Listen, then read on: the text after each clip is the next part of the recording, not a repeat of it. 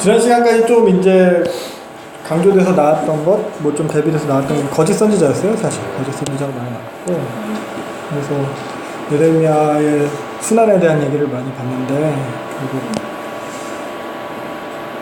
그 예레미야를 그러니까 대적하는 사람들의 무리에 항상 이제 거짓 선지자가 들어있는 거예요. 거짓 선지자의 무리의 메시지. 그래서 그런 식으로 같이 읽었던 게, 거짓 선지자를 어떻게 하나. 그 당시에 나와서 진짜 예레미야는 맨날 다 죽는다, 잡혀간다, 행복해라 이 소리만 하고, 다른 사람은 괜찮다, 이긴다, 뭐 이런 소리 하는데, 그래서 생각해 봤을 때, 신명기 말씀대로, 신명기에서 말씀할 때 그 선지자가 한 것이 이루어지는가, 그 여부를 판단할 수 있고, 그리고 또 예레미야에서 지금 얘기했던 것처럼 평안만을 예언하는 예언자라면 그것에 대해서 좀 의심해 볼 필요가 있을 거예요. 그러니까 우리식대로 표현하자면 우리 귀에 듣기 좋은 소리만 하는 그런 거라면 의심해 봐야 돼요. 우리 좋은 대로만 다 하다 보면 결국엔 죄에 다다르기 마련이거든요. 타락한 인간의 본성입니다. 그리고 예수님 하신 말씀에 비추어서 보면 예수님 복음서에서 그 선지자의 행함에 대해서 그걸 가지고 판단할 수 있다. 그러면서 이제 좋은 나무는 좋은 열매를 맺는다. 그러니까 또 보면은 그 말씀과 행함에 대해서 또 일치함이 있는가. 그래서 마태복음 7장 21절에 보면 주여 주여 하는 자마다 천국에 들어가시 않다 이런 식으로 말씀하셨는데, 그 정도를 가지고 또 우리가 이제 말씀을 공부하니까 말씀에 비추어서 그것에 대해서 또 생각해 볼 수 있을 것 같고, 그리고 또 지난 시간에 했던 것 중에서 같이 생각해 볼 만한 메시지가, 날씨가 더워지니까 지금 팬 소리가 커지네요. 내가 유배지에 대한 얘기 했었어요, 지난 시간에. 그래서 우리의 삶도 이제 유배지와 같은 그런 이제 상황 가운데 있다. 그래서 유배지와 같은 상황 가운데 우리 또 이제 성경이 이야기하는 것, 봤을 때 이제 내가 원하는 대로, 내 욕심대로 그런 변화를 추구함이 아니라는 거, 하나님 변화를 추구함이 아니라. 그래서 에스겔도 그렇고 예레미야도 그렇고 다니엘과도 그렇고 다 그 유배지와 같은 상황을 벗어나는 것 자체가 목적이 아니었고, 결국 그 유배지에 계시는, 유배지에 거기서 함께 하시는 그 하나님과 이제 동행하면서 그 하나님의 말씀에 순종하는 것. 그래서 우리도 뭐 싫은 상황들이 많잖아요. 지금 처한 상황 자체가. 근데 그 상황 가운데서 벗어나는 것 자체가 목적이 아니고 하나님의 뜻이 아니고, 예수님도 사실 그 상황 가운데, 십자가 지는 그 상황 가운데 피하고 싶으셨지만 그러나 그 잔을 받으신 거잖아요. 그러나 그것이 하나님의 뜻 안에서 더 큰 소망을 바라보는 일이었어요. 지금의 당장 상황을 피하고 싶었죠. 사실 히브리서 11장에 나타난 그 믿음의 선진들도 다 그런 인물들이거든요. 더 큰 소망을 바라보고. 그래서 성경은 우리한테 그러한 삶을 이제 도전하고 이제 권면하고 있는 거죠. 그리고 지난 시간에 봤던 것 중에서 이제 또 제일 중요한 게 새 언약에 대한 거예요. 그래서 언약의 새로운 국면을 이야기한다, 이런 얘기했어요. 그래서 이 새 언약이라는 거 보면 이제 옛 언약, 과거의 언약은 결국 이제 시내산 언약을 말하는 거고, 근데 이 시내산 언약이 백성들에 의해서 깨어졌잖아요. 하나님을 순종하지 않고 성신대하고. 근데 하나님은 자기가 결국 언약 맺은 백성에 대해서 자기의 언약을 없이 할 수 있는 분이 아닌 거죠. 자신의 하나님됨을 멈출 수 있는 하나님이 아니고 취소할 수가 없으니까. 그래서 전지전능한 하나님이시라면 백성들이 아무리 언약을 깨뜨려도 하나님 그 언약을 이루셔야 되는, 지켜내셔야 되는 거예요. 그래서 아브라함 언약 우리가 생각해 보면은 창세기 15장에 보면은 하나님께서 혼자 그 쪼개진 고기 사이로 왔다 갔다 하면서 언약하신 거거든요. 그래서 하나님께서 다 책임지시는 전적인 은혜의 언약. 그래서 사실 아브라함과 이삭과 야곱의 삶을 보면 그 사람들이 특별히 뭐 본이 될 만한 모습은 없어요. 거짓말하고 사기치고 도망가고 뭐 이런 건데, 근데 그런 아브라함과 이삭과 야곱의 전 삶을 통해서 하나님께서 인도해 가시는 거거든요. 그들의 삶의 모습이 어땠건 간에 하나님께서 이루어 오셨고 약속대로 큰 민족을 이루어 놓으신 거예요. 이제 지금 예레미야 시점에서 이스라엘 백성에 대해서도 그러신 거예요. 이미 깨어진 언약이에요. 시내산은 뭐 깨어졌어요. 깨어진 언약이지만 하나님 다시 회복시키시고 보다 높은 차원의 언약의 국면, 이게 새 언약이거든요. 새로운 언약의 국면이 시작될 것을 갖다 말씀하시는 거예요. 그래서 새 언약이든 옛 언약이든 결국 하나님 언약에 있어서 구원은 전적인 은혜예요. 그러니까 출애굽 때도 보면은 뭐 하나님께서 사실 애굽에서 이끌어내신 것, 그리고 시내에서 언약 맺으신 것, 이것까지는 이스라엘 백성이 뭐 잘했다거나 이스라엘 백성이 뭐 하나님 보시기에 뭐 진짜 뭐 믿음이 좋았다거나 뭐 그래서 그런 게 아니라 다 하나님 은혜거든요. 그래서 뭐 바벨론 포로 귀환으로 뭐 상징되는 새 언약도 마찬가지예요. 하나님께서 이스라엘 백성이 바벨론에 가서 하나님을 잘 섬겼더라 뭐 이래가지고 구원하시는 것도 아니고 하나님의 언약으로, 하나님의 은혜로 그걸 되는 거예요. 하나님의 뜻 안에서 아무런 조건 없이. 요게 예전에 그 기독교 구원관 얘기할 때 나타난 칼빈주의 5대 교리 중에서는 뭐 두 번째 무조건적인 선택, 이것과 관련돼서 하나님께서 조건과 상관없이 자신의 의지로 선택하신 거예요. 은혜. 근데 요 새 언약이 이 신해산 언약과의 그 다른 국면, 다른 새로운 국면 중에 하나는 새 언약에 있어서는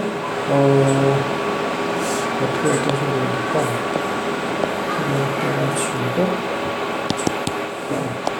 새 언약. 새 언약에서 새로 추가되는 개념은 하나는 이제 죄사함에 대한 개념. 아브라함 언약에는 죄사함의 개념이 없었어요. 아브라함 때는. 그러니까 아직 율법을 받기 전이었거든요. 그래서 로마서 4장 15절 말씀 제가 한번 읽어볼게요. 로마서 4장 15절 말씀을 읽으면은 율법이 없는 곳에는 범법도 없느니라 이렇게 말하고 있어요. 로마서에. 그러니까 아브라함께는 이미 뭐 하나님이 법을 주시기 전이에요. 그렇기 때문에 범법이 없어요. 뭐 죄사함에 대해서 하나님께서 아직 아브라함에게 요구하실 그런 게 없는 거죠. 기준을 보시죠. 그래서 근데 신해산 언약에서는 율법이 주어졌잖아요.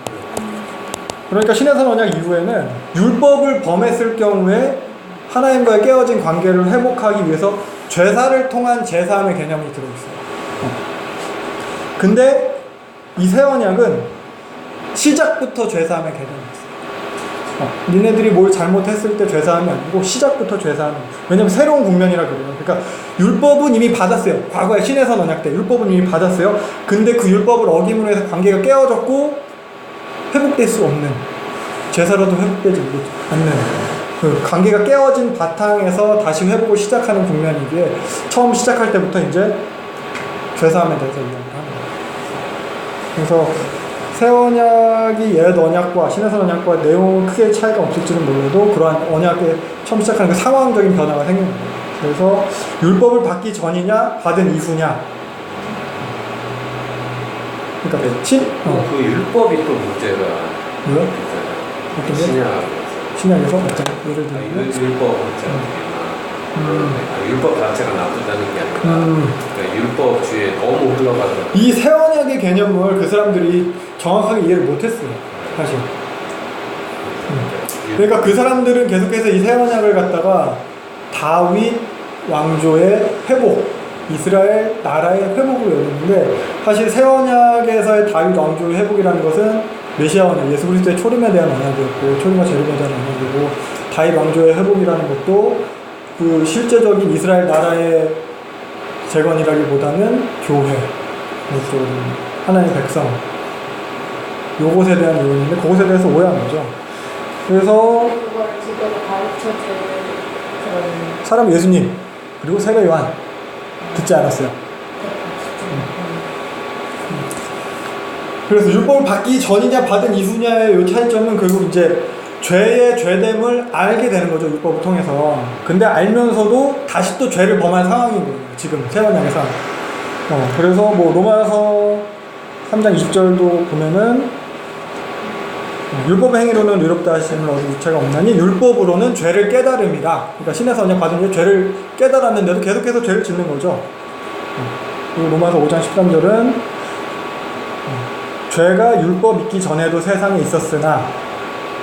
근데 율법이 없었을 때에는 죄를 죄로 여기지 아니하였느니라. 로마서 이렇게 얘기했어요. 그러니까 근데 이미 언약 맺었고 이미 율법도 받았고 죄가 죄인 줄 알면서도 계속해서 이제 죄를 지었기 때문에 그 죄를 지어서 이미 어제 깨어진 그 상황 하에서 다시 또 그 언약을 갱신해야 되기 때문에 그런 새로운 국면이기 때문에 죄사함의 개념이 처음부터 듭니다. 그래서 이 언약의 새로운 국면, 이 새 언약에서 또 다른 특징은 그 율법과 관련된 건데 율법의 내면화입니다. 그러니까 전에는 율법 조문이 있었어요. 뭐 십계명이죠. 외부적으로 있는 하나님께서 주신 그런 있었다면은 이제 새 언약에서는 그 율법이 우리의 마음에 새겨지는 그러고 했잖아요. 그래서 우리 안에 들어오게 됩니다. 그래서 물론 뭐 큰 개념에서 보자면은 구약의 그 옛 언약도 그러니까 신에서 언약 맺었어요. 출애굽해서 이게 구원이에요. 출애굽해서 언약 맺었어요. 그 이후의 여정에 대해서 법이 주어진 이후의 여정에 대해서 사실 하나님이 끊임없이 이 백성을 인도하고 계세요. 이방 나라를 통해서 징계도 하시고 끊임없이 선지자를 보내서 경고도 하시고 그리고 뭐 지금 예레미야가 처한 상황 성전 파괴와 뭐 바벨론 포로 잡혀가는 것 이것도 다 인도하심의 과정이에요. 그래서 사실 다 은혜죠. 이것도 말 안 되는 데서 하나님께서 인도하시는 은혜니까. 그래서 하나님 백성 되는 것은 우리 힘만으로 되는 것이 아니라 하나님의 은혜로 되어주고 있는 건데 근데 그 인도하는 방식에 있어서 이제는 새로운 국면이에요. 새로운. 옛 언약에서는 이제 보다 이제 외부적인 요인들을 통해서 인도하신 하나님이라면 이제는 새 언약에서는 성령님을 통해서 율법의 내면화를 통해서 그래서 뭐 에스겔에서도 마찬가지로 나타났지만 새 마음을 주시고 우리 속에 그 영을 주심으로 우리가 이제 자발적으로 내적으로 이제 행하게 됩니다. 그래서 사실 이제 새 언약에서는 구원뿐만 아니라 그 이후에 언약 백성된 삶까지도 같은 범주의 것으로 생각할 수 있어요. 구원 받았고 그 다음부터 삶이 아니라 다 같은 구원의 범주. 그러니까 다 은혜 안에 들어가는 거거든요. 그러니까 옛 언약에서는 보면은 뭐 보통 이제 구원의 서정이라고 해서 순서가 은혜로 구원을 받았어요. 그리고 언약을 맺었어요. 법이 제시됐어요. 법을 지켜서 이제 복된 삶을 사는 거. 이게 이제 구원의 서정이었다면은 새 언약에서도 사실 마찬가지로 은혜의 구원과 언약 백성됨 이것이 중요한 것인데 거기에 더해서 이제 법을 제시하는 것 그리고 언약 백성된 복된 삶 이것까지도 하나님께서 다 은혜로 이루어 주시다. 우리의 내면 우리 안에 성령님을 주십니다. 그래서 이게 전에 기독교 구원관 할 때 했던 걸로 생각하면은 뭐 불가항력적인 은혜. 우리는 성령을 거절할 수가 없어요, 사실. 성령을 주실 거예요. 결국에 가서. 그리고 그게 이제 성도의 견인. 하나님께서 포기하지 않으실 거예요. 그래서 결국 이러한 은혜의 구원의 바탕에 전제로 깔린 것은 바로 인간의 타락이에요. 전적인 타락. 스스로는 도저히 할 수 없어. 전적인 무능력의 상태이기 때문에. 그래서 다 칭의도 그리고 성화도 하나님께서 은혜로 주시는 거예요. 우리가 자유의지를 갖고 있지만 우리의 성화마저도. 그러니까 저번 시간이죠. 뭐 기도하는 마음도 하나님 주시는 거 아니냐 이렇게 질문했었잖아요. 그렇죠. 기도하고자 하는 마음도 하나님께서 주시는 거예요. 근데 자발적으로 기도하게끔 그 마음을 주세요. 인도하시는. 그거를 사실 우리는 그걸 믿는 거예요. 내가 기도하고 싶은 마음이 생긴 거 이거조차도 하나님이 주셨다. 우리 이걸 믿는. 그러니까 자발적으로 주는. 그래서 우리도 사실 자발적으로 기도해야죠. 근데 자발적인 기도가 대부분이 내 개인적인 생각으로는 어려울 때, 힘들 때. 뭐 외부적 요인을 통해서 하나님께서 인도하신 걸 수 있죠. 보통 이제 평소에도 이제 자발적인 기도를 물론 하시는 분들이 많겠지만은 보통 사람들이 이제 발등에 불 떨어졌을 때 살려달라고. 뭐 그렇게라도 해야죠. 그러니까. 네, 그래서 사실 여기서 기도라는 표현을 했지만 여기서 이제 자발적 성화 뭐 이렇게 얘기할 수 있을 거예요. 자발적인 훈련, 뭐 자발적인 순종 뭐 이렇게. 그러니까 사실 그래서 내가 자발적으로 했다고 하지만 이것마저도 하나님이 주셔요. 그래서 이걸 믿으니까 우리가 자랑할 수 없는 거예요. 내가 자발적으로 한 그런 어떤 신앙의 행위가 그것이 내 공로가 될 수 없는 거예요. 아, 그럼 하나님 다 해주시네. 그럼 난 안 해도 되겠네. 라는 결론으로 가는 게 아니고 내가 이렇게까지 하게 된 것 또한 하나님의 은혜 안에 있다라는 고백으로 가야 되는 거죠. 그래서 어떻게 보면 하나님과 우리가 이렇게 협력할 때, 동행할 때, 같이 할 때 참된 구원, 그 성화를 누리게 되는 것이고 그래서 이 구약시대에도 하나님께서 이제 그런 방법으로 동행하는 방법으로 율법을 주신 거죠. 율법을 이제 어떤 걸 자발적으로 지키기 원하셨죠. 그랬다면 이제 성령을 주시는 거예요. 성령을 인도하시는 거예요. 그래서 구약 시대는 뭐 징계와 회복을 통해서 인도하셨는데 뭐 성령을 통해서 인도하시지만 그렇다고 또 꼭 이게 징계와 회복이 더 이상 뭐 없다는 말은 아니고요. 징계와 회복을 넘어서는 보다 높은 차원, 거절할 수 없는 그런 강한 섭리의 실현이라고 볼 수 있을 것 같아요. 그래서 그 불강력적인 성도의 경우. 그래서 다 우리가 그 안에 있는 거죠, 지금. 그래서 그 정도로 지난 시간에 새 언약에 대해서 이해하면 좋을 것 같고요. 그래서 오늘 본문 예레미야 34장 보면은 네, 예루살렘 멸망에 대한 예언이요. 34장. 글씨 괜찮으시나요? 이거 보이나요? 좀 더 키울까요? 네, 그래서 1절부터 7절이 시드기야에 대한 경고인데 1절 보면은 바벨론 느부갓네살이 예루살렘에 칠 때예요. 그때가 배경이 되고 있어요. 그러니까 유다의 마지막 때인 거예요. 이때 멸망 결국 당하니까. 그래서 시드기야 왕 때 이야기만 알 수 있고 이때 하나님 말씀 임하는 거예요. 경고하시는 거예요. 시드기야에게 2절. 그래서 보면 예언의 내용은 뭐 계속 똑같아요. 여러분 이제 싹 다 망할 거다. 시드기야 너도 반드시 다 사로잡혀서 끌려간다. 근데 4절 보면 항복하면은 목숨만은 건진다. 비참한 죽음을 맞이하지는 않을 거다. 요즘 그런 식으로 얘기하고 있어요.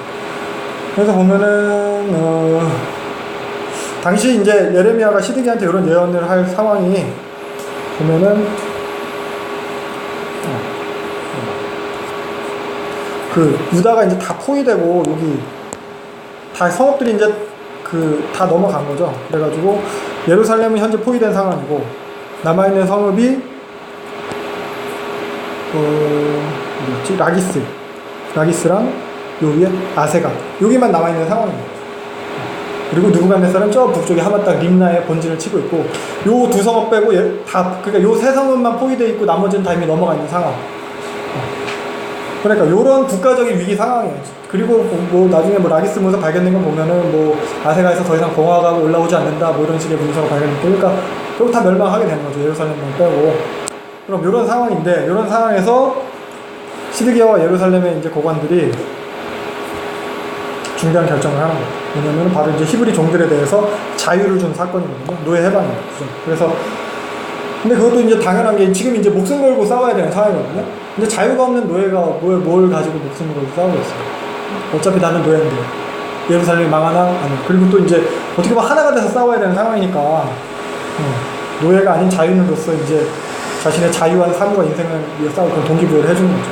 그래서 예전에 그 신약 시대에 보면은 로마에서도 피정복민에 대해서 군 복무를 하면은 로마 시민권을 주고 자유인의 지위를 인정해주고 그랬거든요. 어떻게 보면 그것과 비슷한 그런 조치? 이렇게 생각할 수 있을 거예요. 그래서 노예 해방을 했어요, 이때. 근데 사실 유대인들에게는 이런 노예 해방이 율법으로 정해져 있거든요. 7년마다, 아니 10년마다 정기 면제년으로 해서 빚진 거를 갖다 이렇게 탕감해주게 돼 있었어요. 그리고 히브리 종도 이렇게 사면해주게 돼 있었어요. 7째는 또 와서 자유롭게 해야 된다. 그러니까 이전까지 이런 율법에 대해서는 전혀 지키지 않다가 위기에 처하게 되니까 이런저런 이유로 이제 노아가 자유롭게 하는 일을 하는 거예요. 물론 이게 이제 하나님 보시기에는 올바른 일이었어요. 15절에 보면은 내 눈앞에 바른 일을 행했다라고 표현하고 있어요. 당연히 이 자유의 선포는 희년 정신이 들어있는 거예요. 레위기 25장에 나타나. 나중에 포로기한 이후에 보면 느헤미야도 보면은 백성들한테 자유를 선포해줘요. 우리는 돈이 없어서 뭐 팔렸다 뭐 이렇게 막 백성들이 나타나니까 예레미야가 이제 다 와서 맹세하게 다 돌려보내고 이렇게 느헤미야 나중에 포로기한 때 이렇게 탕감하는 조치들을 그렇게 많이 했는데 그러니까 시드기야 당시 그 백성들도 요거 갖다 이제 하나님 앞에서 맹세한 거예요. 언약한 거예요. 계약한 거예요. 그러니까 히브리어 말로 하면은 베리스 뭐 이렇게 하는데 베리스 이 자르다라는 의미에서 파생된 말이거든요. 언약. 그래서 아까 말한 그 창세기 15장에서 짐승을 갖다 쪼개놓고 그 사이로 왔다 갔다 하면서 맺는 그 언약이에요. 그 자르다 거기서 언약이 파생됐는데 그래서 11절 근데 보면 어떻게 했어요? 나중에 마음이 다시 변했어요.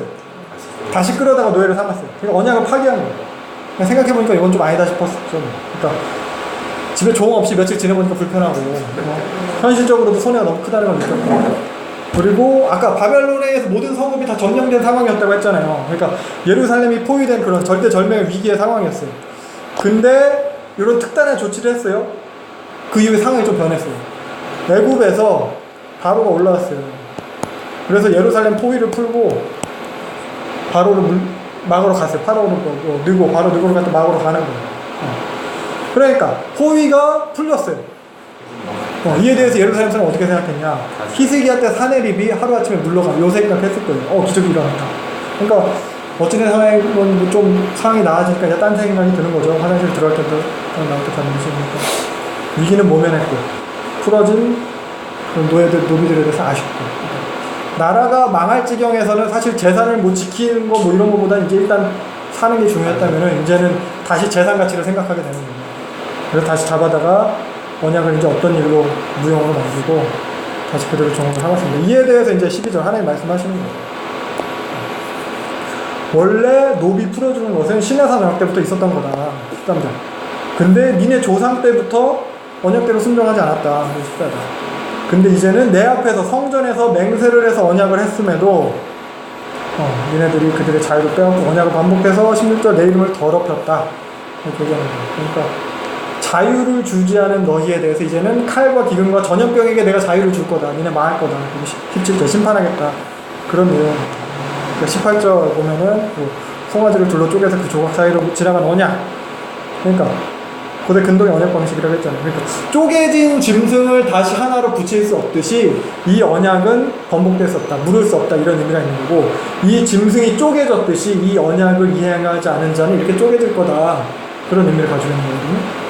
그래서 아브라함 언약에서는 하나님이 혼자 지나가셨기 때문에 아브라함은 안 지켜도 뭐 쪼개질 일이 없는 건데, 이 언약은 다시 합칠 수도 없는 건데 하나님 혼자 지나가셨기 때문에 하나님은 무슨 일이 있어도 지키셔야 되는 거죠. 아브라함과 그의 후손들이 아무리 뭐 망나니 짓을 하고 언약을 깨도. 그래서 이제까지 하나님이 이 패역한 백성들에게 이렇게 행하고 계신 거예요. 언약 지키시고. 근데 여기서는 그들이 언약을 맺고도 지키지 않는 모습을 보여주세요. 이제는 그 언약대로 이 짐승처럼 이렇게 쪼개져야 되는 거죠. 그래서 20절 원수의 손 넘길 거다. 짐승들이 먹는 비참한 죽음이 될 거다. 그러면서 21절, 22절 보면은 바벨론 군대가 이렇게 잠시 포위를 풀었지만 결국 이 말씀대로 바벨론 군대는 나중에 애국 군대는 사실 상대가 안 돼요. 가볍게 제압하고 다시 예루살렘을 포위하게 돼요. 다음 35장 보면은 레갑 사람들에 대해서 나오고 있어요. 그래서 앞부분은 35장 앞부분은 레갑 사람들에 대해서 시험하는 내용이고, 뒷부분은 그런 시험하는 사건을 통한 교훈적인 1절 보면은 배경은 여호야김 시대예요. 시드기야보다 앞에 왕이죠. 여호야긴, 그 다음에 시드기야니까. 그러니까 다시 시간을 거슬러 올라갔어요. 예레미야는 연대기순의 기회죠. 2절 보면은 내용은 뭐 레갑 사람들 데려다가 포도주 마시게 해라. 레갑은 요나답의 아버지 레갑. 그러니까 레갑의 후손 요나답이라고 생각하면 돼요. 근데 요나답은 여호나답으로 불리워지기도 하거든요. 그래서 보면은 그 후손들을 갖다 뭐 레갑의 집, 레갑 족속, 레갑 사람 이런 식으로 성경에 나와요. 그래서 보면은 이 사람들은 겐족속이랑 좀 관련이 있는 것 같아요.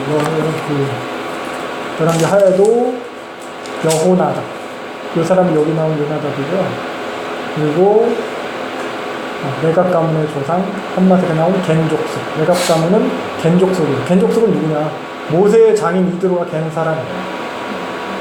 어떻게 보면 이방인이에요. 히브리인이에요. 나중에 유다 지파에 좀 편입된 것 같아요. 근데 나중에 느헤미야 포로 귀환하고 나서 성벽 재건을 할 때 이렇게 같이 동참을 했어요. 내가 후손.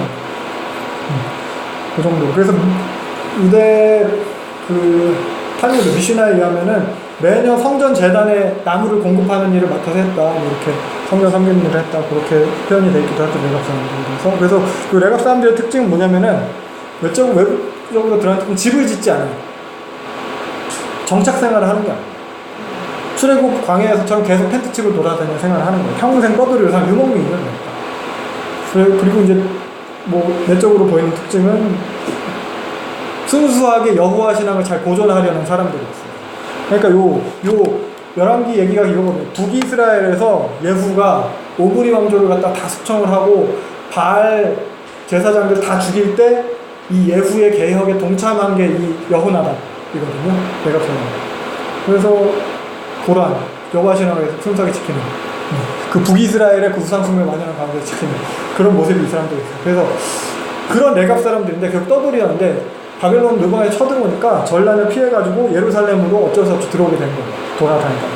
그러니까 나름 독특한 부류였고 그러다 보니까 백성들한테도 좀 주목을 받는 부류였고 그러니까 예레미야도 좀 신기하니까 사람들한테 관심 대상이 없겠지만 레갑 사람들도 예루살렘 백성들 사이에서 유명 인사였을 거예요. 그래서 뭐 최근 주장으로는 뭐 연금술을 가지고 있는 족속이었을 것이다 뭐 이런 얘기까지도 하기도 했고 아무튼 뭐 예루살렘 성 안에 그런 소문거리, 가십거리 이게 포도주를 마시지 않는다는 우리가 네. 나시린들도 포도주를 마시지 않았잖아요. 네.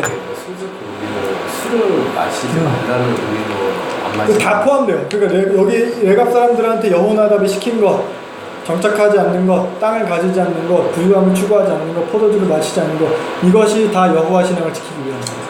그러니까 포도주를 마시지 않는다 이 자체에 어떤 또 다른 의미가 있어요. 여호와 신앙을 지키기 위해서 여호와 신앙의 순수함을 지키기 위해서 술이라는 게 그렇죠. 근데 이러한 레갑 사람들에 대해서 그들을 초대해가지고 포도주 마시라고 하는 거예요. 어떻게 보면 잔치에 초대해서 포도주 먹으라고 하는 거예요. 그래서 성전의 방에서 성전 어떻게 보면 사람들이 다 알 수 있는 볼 수 있는 그런 장소에서 관심의 대상인 예레미야와 레갑 사람들이 모였어요. 그리고 초대한 레갑 사람들은 포도주를 대접했는데 6절 보면은 거절해. 우리는 포도주를 마시지 않겠다. 우리의 선조 요나답, 그 여호나답의 명령을 지켜야 된다. 그러니까 그 여호나답도 우상숭배랑 타락이 가득한 그 북이스라엘에서 신앙을 지키던 인물이었잖아요. 그러니까 신앙의 순수성을 위해 지키기 노력한 그분이었는데 그 후손들에 대해서 이렇게 명령을 여호나답이 한 거죠. 여호와 신앙의 순수성을 지켜나가기 위한 것으로 다들 뭐 그런 책들이 그렇게 해석을 하니까 그러니까 세상의 쾌락을 쫓지 말고 부유함과 안락함을 추구하지 말고 그렇게 함으로써 타락의 빌미를 제공하지 않는 삶을 살라는 거예요. 조금은 불편한 삶이지만 그 불편함을 감수함으로 하나님에 대한 나의 신앙을 지킬 수 있다면 그 결정하라는 거죠. 어떤 결정을 하시겠어요? 혹시 그런 경험 있으세요? 조금은 불편한 삶이지만 나의 신앙의 소신을 지키기 위해서 불편함을 감수함. 교회다니 예수 믿는 사람은 다 있지 않나요? 조금이라도. 지금 여기 대표적인. 저도 술이 그래요, 사실. 술도 막 많이 먹어보고 그래. 술 먹으면 사실 제 자제력이 떨어지거든요. 근데 뭐 술뿐만 아니라 예수 믿는 사람은 조금 다 감수하는 부분이 있죠. 좀 감수하지 않으면 예수 믿는 믿을 수가 없어요. 그러니까 아무튼 그런 걸 감수함으로 인해서 죄를 지금 빌미를 갖다 제공하지 않는 거죠. 요나답도 그래서 포도주 먹는 것 자체가 얼마나 죄가 되겠냐면 그 빌미를 제공하지 않아요. 그래서 마시지 말라고 해서. 그래서 이러한 명령에 대해서 몇백 년이 지난 시점에까지 지키고 있는 거예요. 예후 때부터 지금까지 생각해보면 몇백 년, 300~400년 전이거든요. 그러니까 요나답이 지금까지 살아있는 게 아니에요. 얼마 전까지 살아있다가 돌아가신 분이 아니에요. 300~400년 전 사람. 300~400년 전에 그때 어떻게 한 번 한 명령은 지금까지 지켜지는데 하나님께서 끊임없이 말씀하시는 것은 지켜지지 않는다. 14절 그렇게 얘기하고 있는 거예요. 하나님께서 예전에 오래전에 아주 그냥 띄엄띄엄 가끔 말씀하시는 게 아니라 끊임없이 선지자를 보내서 15절 지금도 그렇게 말씀하시는데 듣는 척도 안 한다.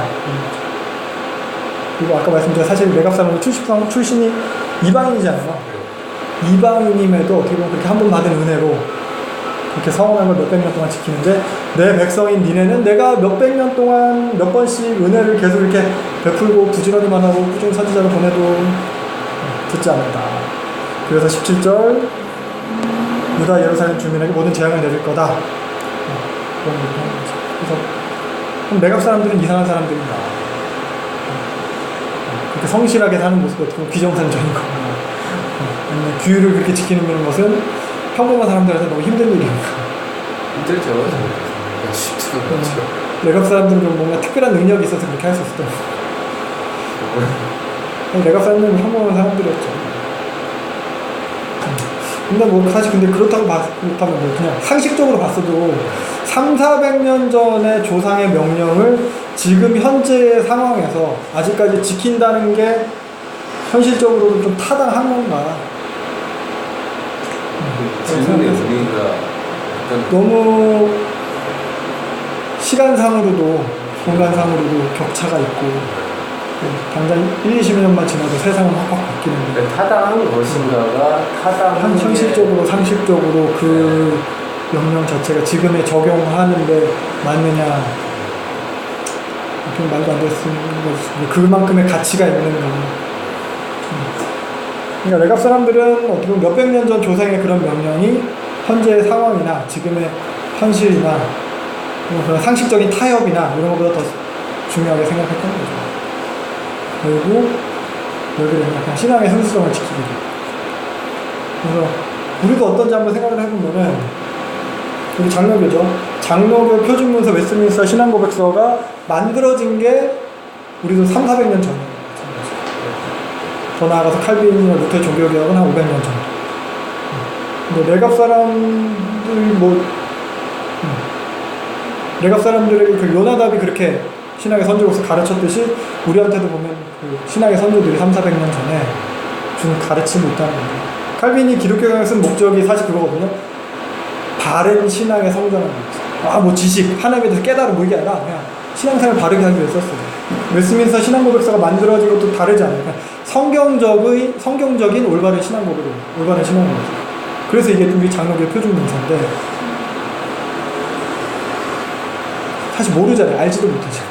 웨스트민스터 잘 가르치지도 않고. 교육이 중요한 거죠. 보통 300~400년 전 너무 오래돼서 지금의 상황과는 맞지 않는다고 생각하는 사람들도 있죠. 지금이 어느 시대입니까?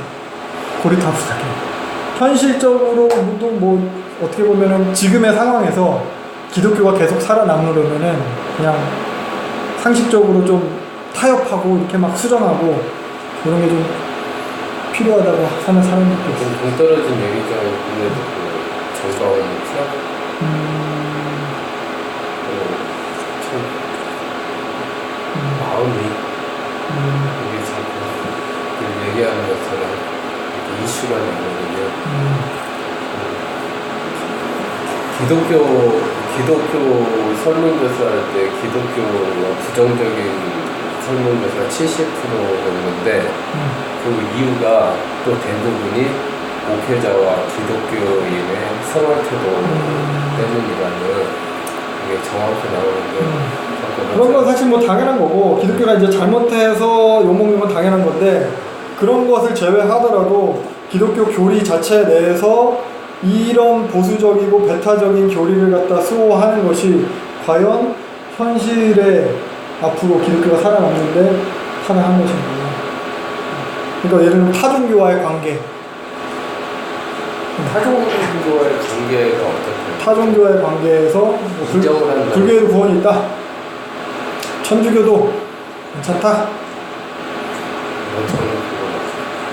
사실 여기 우리 대장 통합도 속해 있는 WCC에서는 그런 기미들이 보여요. 예를 들면 또 성공회 이쪽 혹은 청결교 몇몇 목사들 동성애나 페미니즘에 대해서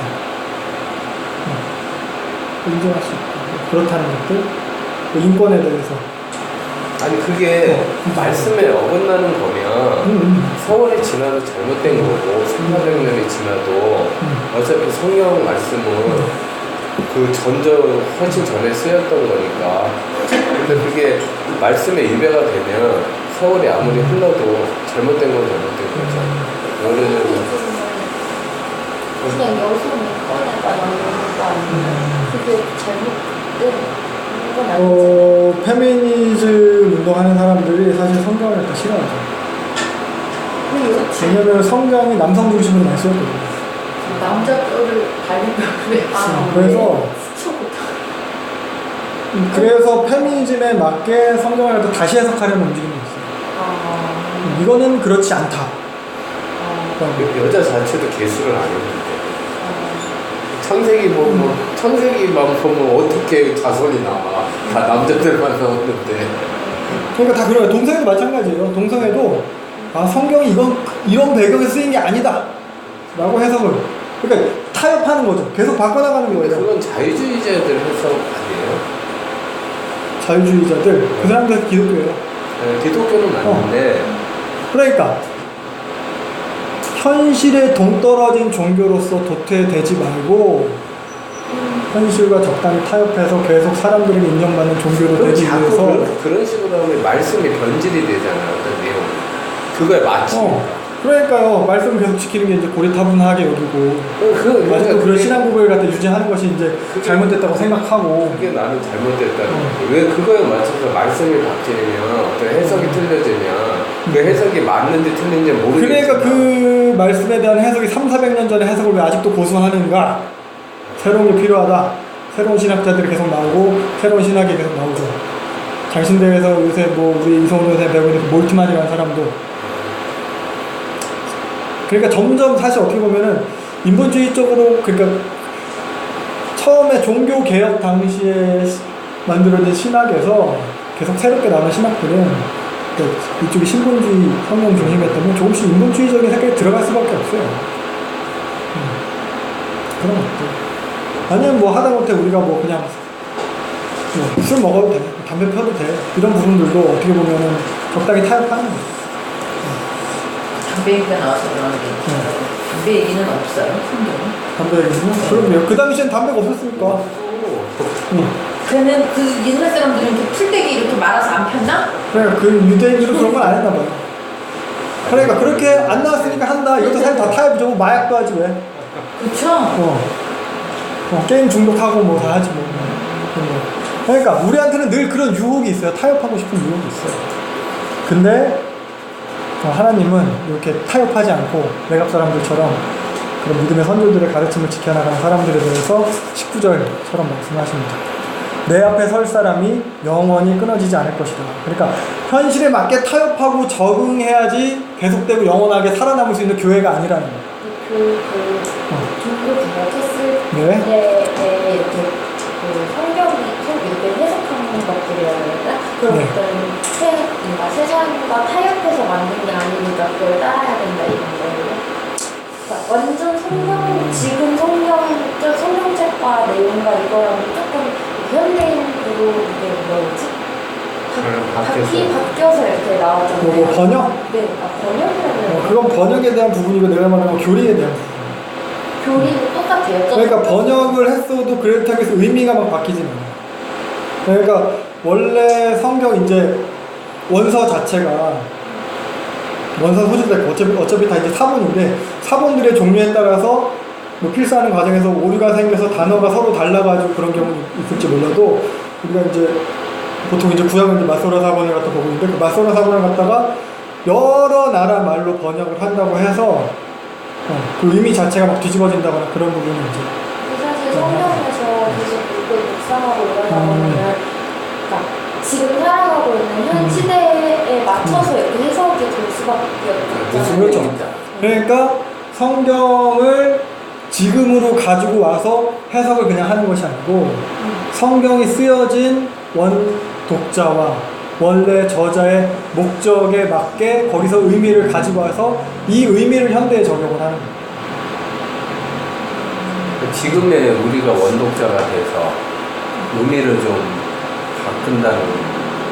그런데 그걸 갖다 그냥 그대로 가지고 예를 들면 어떻게 보면 가장 뭐 문제가 많이 될 수 있는 뭐 신약에 보면 고린도 교회 내가 제일 자주 보는데 고린도 교회 이제 쓴 편지들을 보면은 막 이것저것 하지 말라는 것도 많이 나오고 그 중에 하나가 이제 예를 들면 이제 여자들은 교회에서 잠자느라 여자들은 교회에서 잠자느라 시끄럽게 하지 마라 여자들은. 그리고 또 여자들은 교회 올 거면은 머리에 쓰고 와라. 머리카락 다 드러내지 말고 빡빡 밀어라. 오 그렇네? 문자 그대로 가져왔어. 선생님 조용히 하시고요. 질문하지 마. 돼요? 아니죠. 머리 다 밀고 오세요. 얘처럼 쓰고 오든지. 아니죠. 그 당시에 문제가 있었어요. 교회에 하나 되면 깨뜨리는. 뭐 고린도 전서 하면서 더 자세하겠지만 고린도는 은사가 많은 교회였잖아요. 막 방언도 하고 예언도 하고 그러니까 막 질서가 없는 거예요. 특히 여자 성도들 중에서 뭐 은혜 받아가지고 막 방언하고 예언하고 막 이거 하는 거 이거 예배 자체가 공예배 자체가 무질서해지고 그걸 통해서 교회에 분열이 생기고 하니까 그것에 맞추어서 바울이 그렇게 쓴 거죠. 그러면은 여자가 조율하는 게 맞아요? 교회에서 은사를 남용하지 않고 질서 있게 하는 게 맞아요? 이렇게 적용이 돼요. 머리를 깎는 것에 대해서 고린도에는 아프로디테 신전이 있었어요. 신전에는 신전 창기가 있었어요. 신전 창기들의 복장이 뭐예요? 머리 빡빡 깎고 다니는 거였어요. 근데 어느 날 교회에 회심한 신전 창기들이 오기 시작했겠죠. 머리가 빡빡 깎고 오는데 어떻게 해. 그럼 그런 사람 교회에 오면은 교회에서 어떻게 하나됨을 잘 이룰 수 있을까요? 고린도 교회에서 더더욱 못했죠. 분리했죠. 차별하고 옆에 앉지 못하게 하고 올바르지 않잖아요. 그러니까 머리에 써라. 아니면 빡빡 깎거라. 에베소 교회는 닦거나 장식하지 말라고. 에베소 교회는 아데미 신전에 신전 창기들을 닦고 장식했거든요. 그러니까 이걸 갖다 문자 그대로 적용해서 머리 따지 마. 머리에 뭐 이렇게 금 붙이 막 핀 꽂는 거 하지 마. 이렇게 할 수도 있겠죠. 근데 그것보다 올바른 것은 그 당시에 원독자와 원청중이 어떻게 이걸 갖다가 받아들였을까? 원래 저자가 어떤 의미를, 어떤 목적을 가지고 썼을까? 그걸 가지고 와서 적용해야 돼. 교회 하나됨이 중요하다는 거고, 교회에서 차별하지 말라는 거고, 교회에서 질서 있게 하라는 거고.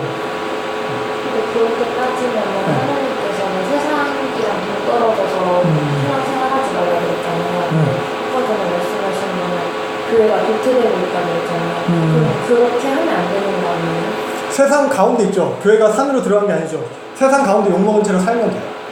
그냥 만약에 욕을 먹는다면은, 말씀을 지키느라고 욕을 먹는다면은, 그거 영광이에요. 그렇게 살면 돼요. 예레미야가 에이 말 안 듣는 놈들 나 혼자 광야로 가겠다가 아니고 계속해서 말 안 듣는 백성들 사이에서 죽기까지 있었던 것처럼 그게 하나님의 영광이고 그게 하나님께서 예레미야를 탁월하다. 근데 지금은 우리가 말씀을 잘 지켜서 읽는 그러니까 그게 문제라는 거예요. 그러니까 그게 창피한 거예요. 그 교회는.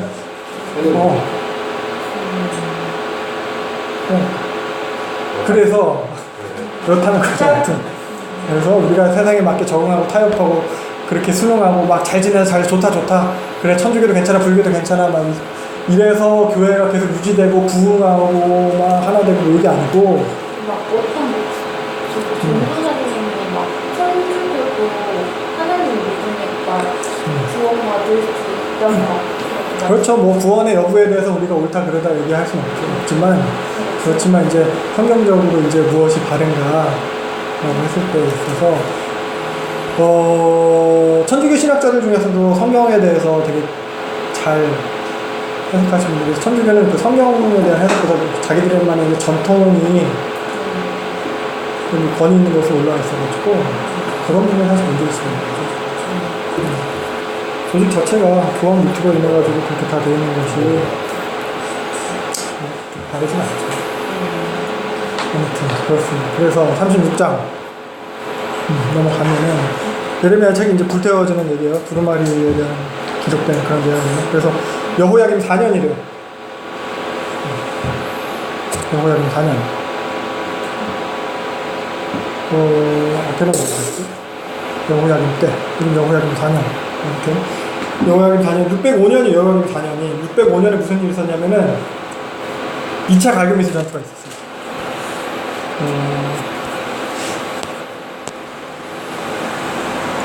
2차 갈그미스 전투는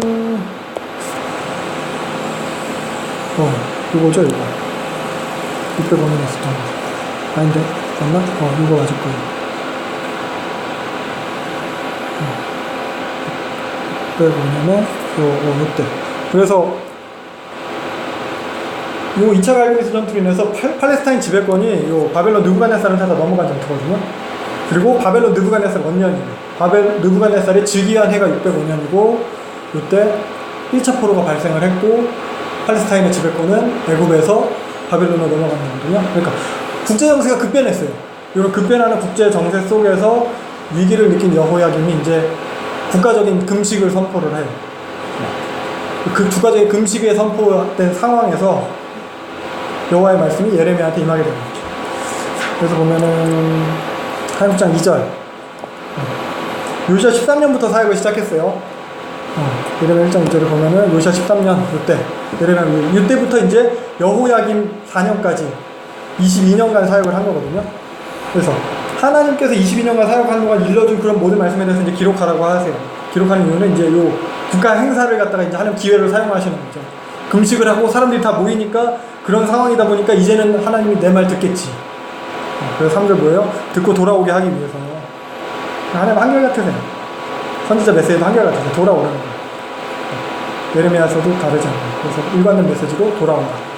그래서 4절 그때 보면은 예레미야 예언을 이제 바룩이 다 이제 받아 적는 거예요. 그래서 바룩이 금식일에 성전에 가서 모든 백성이 듣도록 이제 낭독하는 거예요. 근데 예레미야는 못 가. 이때 보면은 이제 성전 출입이 제한된 걸로 보여요. 그러니까 앞에 8장이나 26장에서 봤죠. 성전 설교 했잖아요. 이 성전 말 거라. 그 이후로 예레미야는 성전 출입이 제한이 됐고 바룩은 아직 괜찮으니까 바룩한테 다 써줘가지고 가서 네가 읽어라 그런 거예요. 그래서 8절 보면은 바룩이 가가지고 다 낭독을 하는 거죠. 그래서 이 배경을 정리해 보면은 제일 처음에 605년 애굽이 패배했어요. 2차 갈그미스 전투에서. 그래서 여호야김 금식을 선포했어요. 그리고 지금 바룩이 와서 낭독을 한 거예요. 근데 그쯤에 이제 바벨론의 느부갓네살이 아빠 나보폴라살이 사망했어요. 본국에서. 그래서 느부갓네살이 정벌을 하다 말고 돌아가요. 그래서 느부갓네살의 왕위를 그때 이어받는 거예요. 느부갓네살 원년이 되는 거예요. 그리고 604년까지 계속해서 서부 정벌을 해요. 그때 왕권 확보하러 왕위 이어받으러 갈 때 예루살렘 들려서 다니엘이나 이런 사람들 잡아간 거예요. 이때 1차 포로가 발생한 거거든요. 그래서 요 8절이 첫 번째 낭독이고 9절 보면은 1년이 지난 시점이에요. 여호야김이 제 5년 됐어요. 그러니까 604년 9월에 요때도 또 금식이 선포됐어요. 1년이 지난 시점이에요. 요때는 보면은 이제 느부갓네살이 정식으로 왕위를 갖다 이어받은 후에 이제 본격적으로 팔레스타인 원정을 시작했고 요때 이제 해안가에 있는 그 블레셋 성읍 아스글론을 점령했다는 소식이 이제 들려오는 거예요. 그래서 다시 위기의 상황이니까 다 또 금식을 선포한 거예요. 성전을 모였어요. 위기의식이 이제 백성들을 또 하나님 앞에 모이게 하는 거죠. 그 금식의 날에 10절 보면 이제 백성들이 다 모였을 때 바룩이 이 말을 낭독하는 거예요. 두 번째 낭독이에요. 여기 보면 그달랴의 방이라고 있어요. 그러니까 아마 이런 식으로 낭독했어요. 성전 그 방에 성전 벽에 있는 그 건물에 올라가서 창문에서 바깥을 보고서 이제 백성들 모였을 때 이렇게 낭독하는 거예요. 그래서 성전을 보면은 요 정도 동네가 되겠죠? 백성들은 여기 모여 있었겠죠? 그럼 여기 창문 하나 구멍에서 계속 막 얘기하는 거죠. 망한다. 그런 얘기 했겠죠. 그런 식으로. 그래서 보면은 이제 뭐 그마랴의 방이라고 나와 있어요. 근데 사반은 서기관 가문이거든요. 그러니까 사반의 후손들은 예레미야한테 다 우호적이었던 것 같아요. 10절에 보면은 사반 나오는데 그리고 한번 보면은 사반 기억나세요? 요시야 때 요시야한테 율법 읽어준 사람이에요. 사반. 그리고 요 아히감은 예레미야가 성전 설교했을 때 잡아서 죽이려고 했잖아요. 사람들. 그때 살려준 사람이에요. 예레미야 살려주자고 한 사람이 요 아히감이에요. 사반의 아들. 그리고 요 엘라사도 사반의 아들인데 이 사람은 뭐였냐? 예레미야가 지난 시간에 보면 포로지에 편지 보냈잖아요. 그냥 가성 가꾸고 결혼해서 잘 먹고 잘 살고 사람이 그 편지 그 예레미야가 바벨론 포로지에 편지 전할 때 그 편지 전달해 준 사람이 이 사람이에요. 그리고 그마랴는 지금 여기서 그 방 빌려준 사람이에요. 두루마리의 책에 우호적이었던 사람이에요. 이후에 요 아히감의 아들이 이제 그다랴가 나왔고 그다랴가 이제 바벨론의 멸망에서 총독되는 거죠. 바벨론에서 인명한 총독이 되는 거고 유다 총독이 되는 거고 그리고 요 지금 여기 나타난 그마랴의 아들 미가야가 왕궁 지금 고관들한테 가가지고 바룩이 읽은 내용한테 다 내용을 다 얘기하는 거예요. 왕궁에 가서. 그래서 바룩이 이제 불려가게 되는 거죠. 그리고 고관들 앞에서 그래서 바룩이 요 두루마리를 낭독하게 되는 거예요. 그게 15절이에요. 바룩이 이제 고관들 앞에 낭독했어요. 그랬더니 고관들이 듣고 예레미야랑 바룩한테 숨으라고 하죠. 그리고선 두루마리 책 가져다가 여호야김 앞에서 낭독하는 게 21절의 내용이에요. 낭독을 했더니 여호야김이 이 두루마리 책에 대해서 이제 선호 쪽 읽으면 칼로 찍고 해서 화룻불에 다 태우는 거예요. 그리고 겨울이라고 했잖아요. 겨울 궁전, 겨울 별관, 추우니까 앞에 피우는 그 화로에다가 싹 다 태우는 거예요. 화로 연료가 됐어요. 뭐 서기관이 여기서 금아래가 막 말려서 소용이 없고. 그러니까 여호야김의 아버지가 요시야잖아요. 17년 전에 여호야김의 아버지 요시야는 서기관 사반으로부터 율법의 말씀, 하나님의 말씀을 듣고 옷을 찢으면서 회개를 했는데 여호야김은 회개하지도 않고 오히려 말씀을 하찮게 보고 무시하는 거예요. 그래서 보면은 요시야의 아들 여호야김이에요. 그리고 지금 사반의 아들 그마리아예요. 한 세대가 지났는데 각각의 후손들이 시나리오가 비슷하게 시나리오 반복되는데 이 여호야김은 옷을 찢는 게 아니라 말씀을 찢었죠. 그러면서 26절 보면 오히려 이제 막 예레미야랑 바룩을 잡으려고 막 죽이려고 전에 막 우리야 선지자 우리야 죽였듯이. 그러니까 무슨 상황이에요 지금? 금식한 상황이에요. 금식 왜 해요? 누구에게 그 금식하는 거예요? 하나님 앞에서 금식하는 거예요. 하나님인데 하나님 말씀은 들으려고 하지도 않으면서 하나님한테 금식하면서 뭔가 기도도 하고 예배도 하고 그러고 있어요. 우리 신앙의 모습은 어떤지 하나님 말씀을 들으려고 하지도 않으면서 그저 어떻게 보면 여호야김처럼 기적을 바라면서 새벽 기도 나가고 철야기도 하고 기도원 다니고 1000번째 뭐 그런 거 하고 그리고 이에 대한 하나님의 반응은 그냥 심판이죠. 옷을 찢은 요시야 때에는 하나님께서 요시야의 기도를 들으시고 용서해 주셨어요. 근데 말씀을 찢은 이 여호야김 때는 그냥 심판이에요. 그래서 이런 상반된 반응을 끌어낸 것은 결국 이거예요. 하나님의 말씀 들었느냐 그 말을 듣고 마음이 부드러워져 통곡하고 회개했기 때문에 나도 네 말을 들었다. 근데 여호와의 말을 듣지 아니했기 때문에 벌을 받았다. 그래서 27절 보면은 그 불살라진 내용에 대해서는 그대로 다시 기록하라고 하세요 하나님. 그래서 기록한 게 어떻게 보면 지금 우리가 보고 있는 예레미야서인 거죠. 근데 아마 뭐 후대에 더 막 편집되고 추가가 됐을 거예요. 32절 보면은 예레미야가 전한 대로 기록하고 그 외에도 그 같은 말을 많이 더하였더라. 원본은 다 불타서 없어졌고 뭐 더해진 그래서 뭐 앞뒤가 뒤집박죽일 수도 있고 편집을 다시 해줄 수도 있고. 그래서 뭐 30절을 보면 이제 여호야김의 죽음에 대한 건데 하나님의 말씀에 그렇게 무시한 여호야김에 대해서는 그런 저주스러운 죽음을 얘기하고 있어요.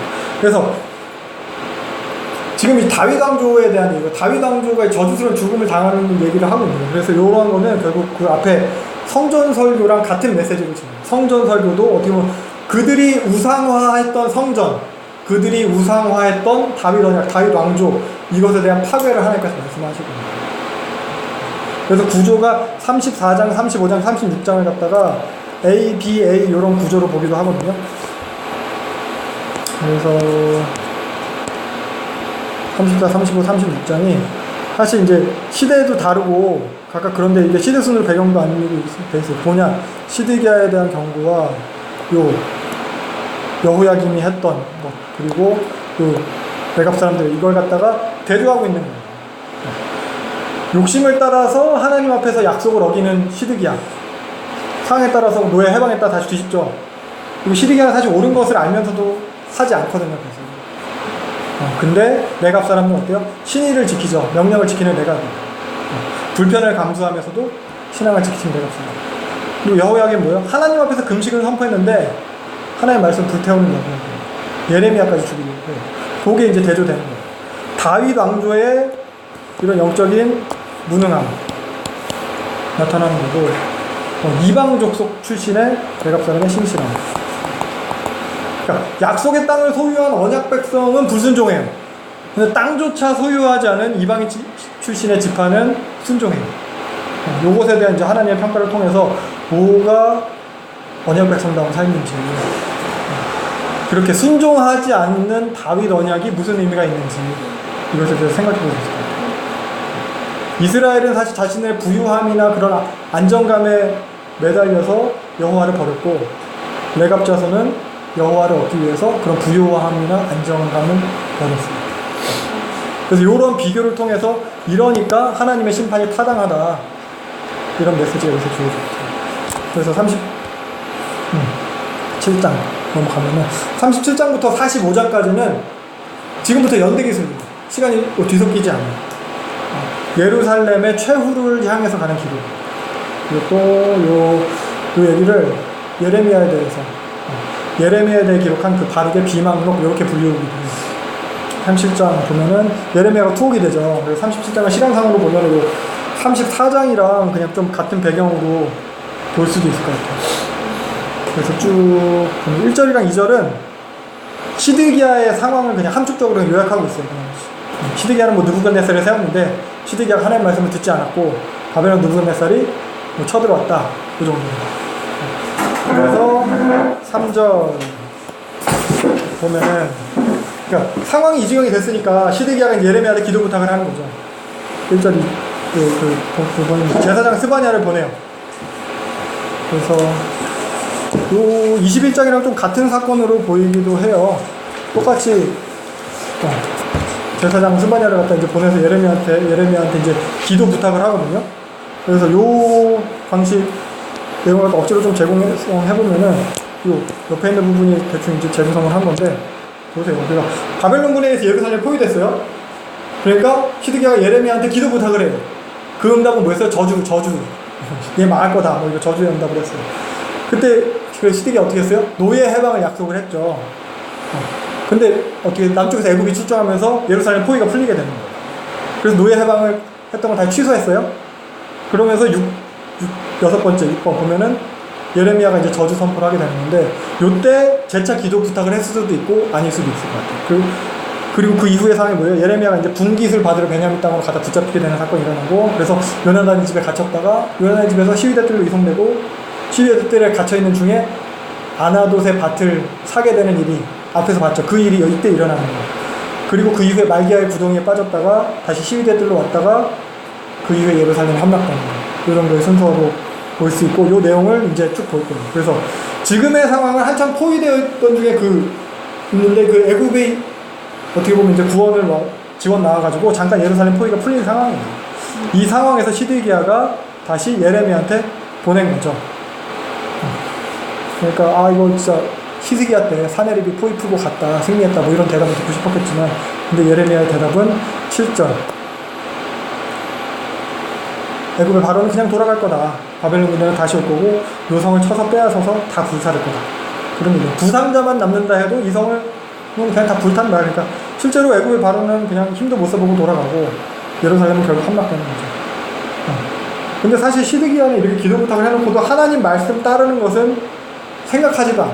하나님 말씀 따르는 거 생각하지도 않으면서 그냥 기도 부탁만 하는 거예요. 뭐 이거 해달라고 저거 해달라고 구해달라고 하나님한테 좀 기적 좀 우리 한국교회 모습이랑 비슷할지도 모르겠어요. 삶에서는 하나님 따르려는 노력을 하지도 않으면서 우리 기도는 되게 열심히 하거든요. 끊임없이 기도 있고 새벽기도 있는 날은 우리나라밖에 없어요. 미국에서도 한국교회 새벽기도가 있어요. 그리고 우리 기도 제목 나누는 게 우리는 신앙 공동체의 일상이죠. 기도 제목 나누고 왜 기도 부탁을 해요? 어떻게 보면 개인의 욕심, 개인의 욕망을 기도 제목이라는 이름으로 계속 퍼뜨리는 거죠. 시드기야랑 뭐가 다른지가 생각해보세요. 말씀 따르려고 하진 않으면서 하나님 말씀 들으려고 하진 않으면서 기도 부탁을 하는 거예요. 그러니까 하나님의 응답도 다르지 않을 거예요. 시드기야가 했던 거. 12절 보면은 포위가 잠깐 풀렸을 때 이때 예레미야가 땅을 받으러 나가다가 걸렸어요.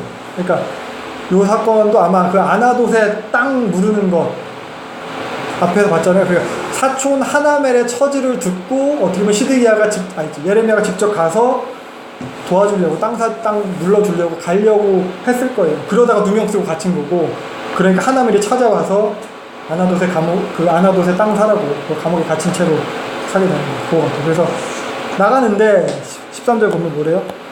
너 바벨론에 항복하러 간다고. 지금까지 계속 그런 앞잡이 같은 소리만 했으니까 의심을 받는 거죠. 그러니까 예레미야는 아니다, 절대 아니다 뭐 이렇게 하는데도 이것도 안 믿는 거예요. 예레미야는 불신의 아이콘이에요. 끝까지 들어먹히는 게 없어요. 하나님 말을 해도 안 믿고 내 얘기를 안 믿고. 그래갖고 15절 보면 끌려가가지고 두드러 패고 요나단의 집에 가둔 거예요. 그러니까 땅을 파서 감옥 만들고 그게 뚜껑 덮은 거예요. 그냥 단순히 지하 감옥 수준이 아니고 햇빛도 안 들어오고, 영화에서 뭐 그런 거 보시는 분인지 모르겠지만 막 우물 그런데 막 깊은데 그런데 감옥을 뚜껑 덮으니까 현대식의 뭐 그런 지하 감옥은 아니라는 거죠. 빛도 없고 먹을 것도 없고 그 밑에는 이미 먼저 죽은 시체가 있을지도 모르고 뭐 벌레, 구더기, 뱀 뭐 이런 게 있겠죠. 냄새나고 뭐 거기에 있으면 그냥 사실 그냥 죽는 거예요. 거기에 갇혀서 여러 날 지났을 때 시드기야가 이제 사람을 보내 몰래 그래서 왕궁에 데려와서 물어봐요.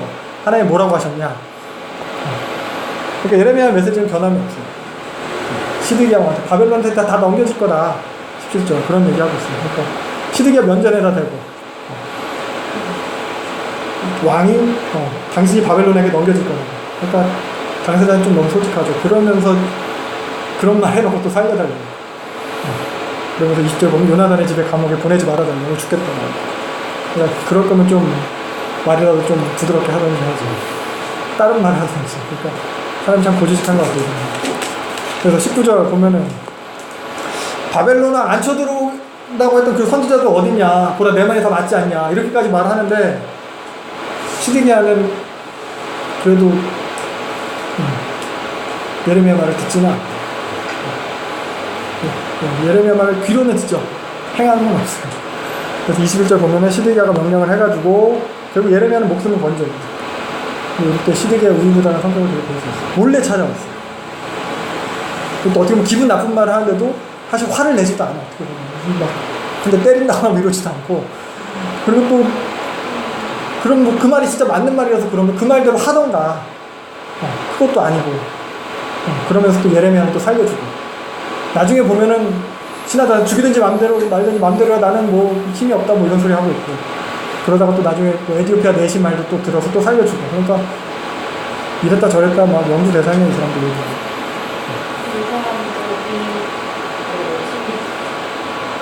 이 사람들이 기독교를 배우는 거예요. 하나님에 대해서 배우는 사람. 유대인이잖아요. 성전 신앙이 있었죠. 이 사람들은 다 하나님 믿는다고 생각했어요. 하나님의 백성이라고 생각하고 다 교회 열심히 다니고 그랬다고 생각했던 사람들이거든요. 근데 왜 그러면은 신앙을 그 말씀을 잘 알았으면은 왜 자꾸 기도하는 우리 교회 다니는 사람들은 왜 성경책이 옆에 있는데도 안 보고 기도만 열심히 할까요?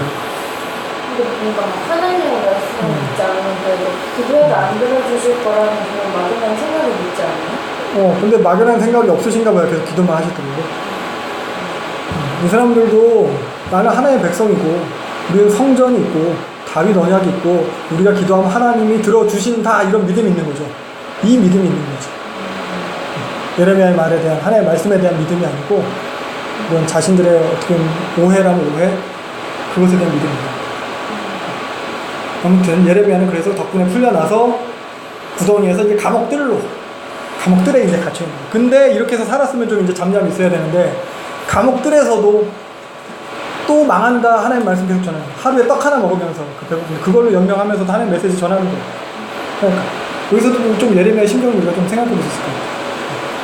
죽음이 두려웠어요. 예레미야도 죽는 게 두려웠어요. 막 살려달라고 나중에 뭐 다시 거기만 보내지 말아달라고 막 그렇게 얘기해요. 근데 그러함에도 지금 당장 상황은 예루살렘에 포위되어 있고 멸망이 눈앞인데 백성들은 계속해서 하나님의 말씀을 듣지 않고 계속 죽을 짓만 골라하고 그런 가운데서도 애통함이 있으니까 어떻게든 살려보려고 자기도 죽음이 두려운데 뜰에 갇혀있으면서도 계속 그런 얘기를 하는 거예요. 그래서 죽음이 두려워서 살려달라고 하면서도 다시는 또 전하지 않으면 못 견디겠어서 전하는 거예요. 맨날 핍박당하는 그 견고한 노성벽인 예레미야 하지만 또 왜 눈물의 선지자라고 예레미야를 부르는구나 또 알 수 있을 거예요. 그 마음에 애통함을 계속 있는 거예요. 계속해서 전하는 거예요. 이게 또 하나님의 마음이에요. 댓글로 끝도 없이 계속 돌아오라고 부르시는 거예요. 이것은. 근데 어디에 장소는 12대 뜨기잖아요. 다 뭐 고관들이 다 들었지. 그러니까 본 4절 고관들이 듣고 예레미야 저거 죽여야 된다고. 지금 이제 시점이 오래돼가지고 이제 성중에 떡이 떨어졌어요. 떡도 없어. 먹을 것도 없어가지고 사기가 다 떨어졌는데 가뜩이나 힘들어 죽겠는데 더 사기 떨어지게 손을 약하게 한다는 표현이 있어요.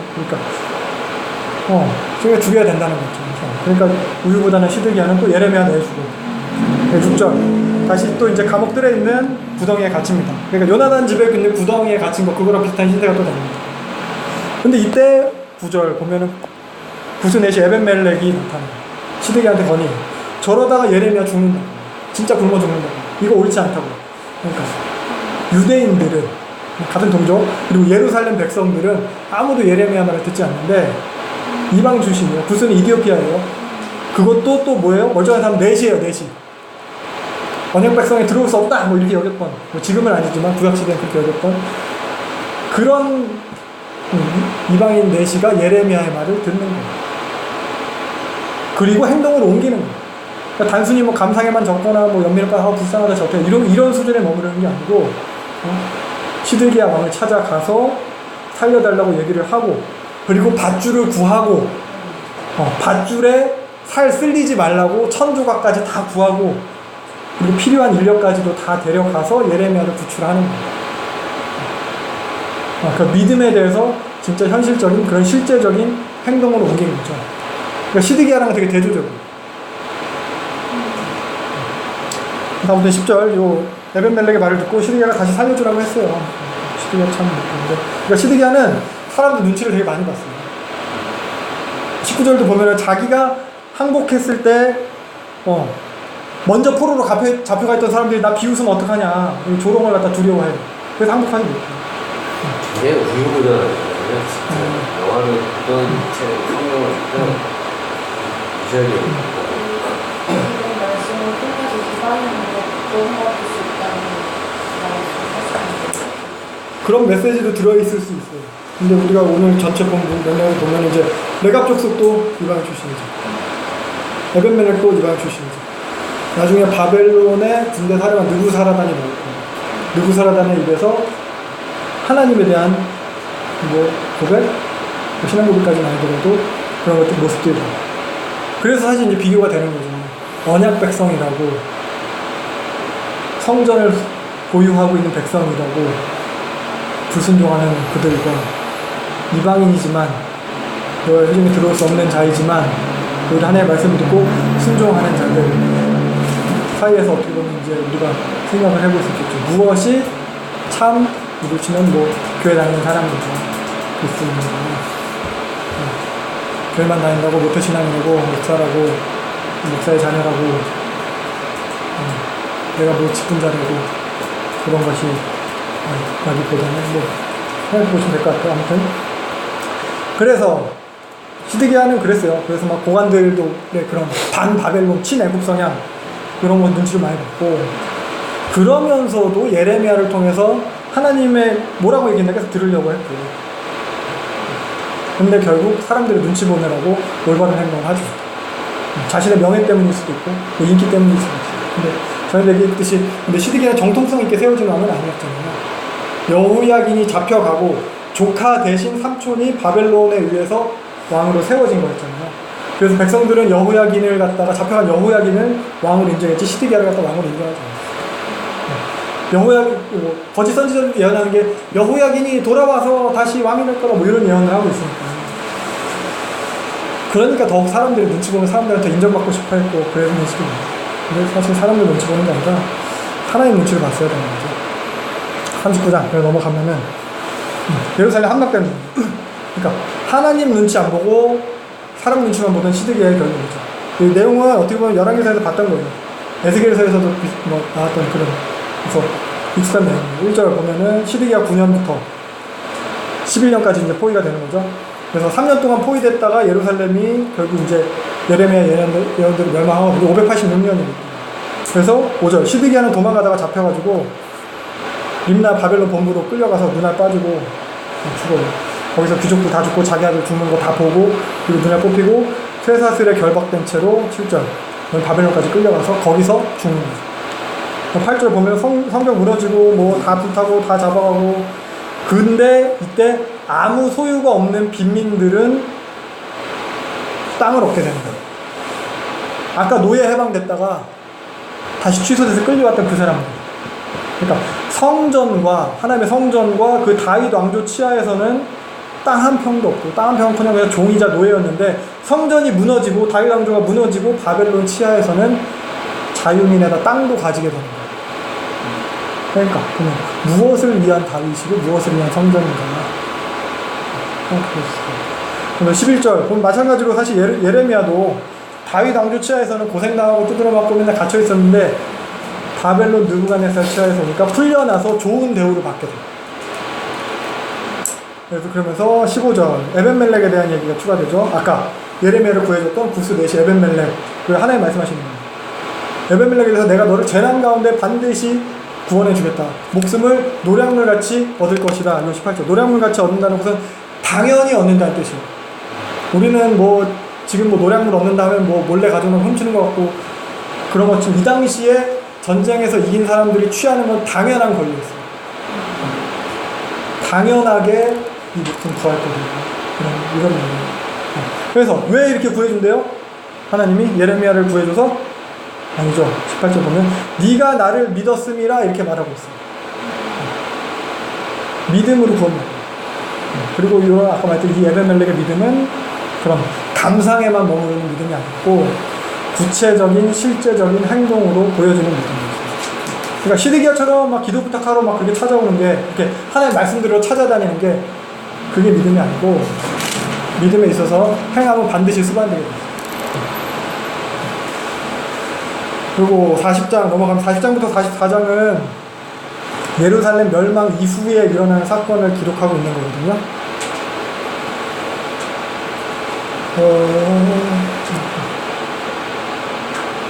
시간을 좀 오버해서 해도 되겠어요? 어떠실 것 같아요? 43장까지만 하려고 하는데 괜찮으시겠어요? 네, 그래서 40장 유다 총독 때는 그다리아에 대한 내용이에요. 그래서 1절 보면은 예레미야가 자유의 몸이 사실 됐는데 어찌된 건지 다시 잡혔어요. 그래서 바벨론 포로로 끌려가는 중도 되는데, 그러니까 느부사라단, 총사령관 느부사라단의 부하들에 의한 착오에 의한 걸 수도 있고, 아니면 스스로 뭐 바벨론에 잡혀가야 산다라고 자기가 이야기를 했으니까 가능할 수도 한데, 아무튼 근데 결국 느부사라단한테 발견돼가지고 다시 풀려나게 되는 거죠. 근데 여기서 이제 2절부터 보면은 느부사라단의 말이에요. 네 하나님 여호와가 여호와께서 그가 말씀하신 대로 행하셨으니 3절. 이게 느부사라단의 입에서 나온 말. 하나님께서 하나님 말씀하신 대로 다 해서 이렇게 된 거다. 그러니까 바벨론 느부갓네살의 시위대장이고 어떻게 보면 경호실장, 그죠? 그리고 예루살렘 공격하는 데 있어서 총사령관이었어요. 총사령관 입에서 나온 말이 여호와 하나님이 말씀하시는 대로 이루어져서 우리가 이긴 거다, 이 얘기를 하는 거예요.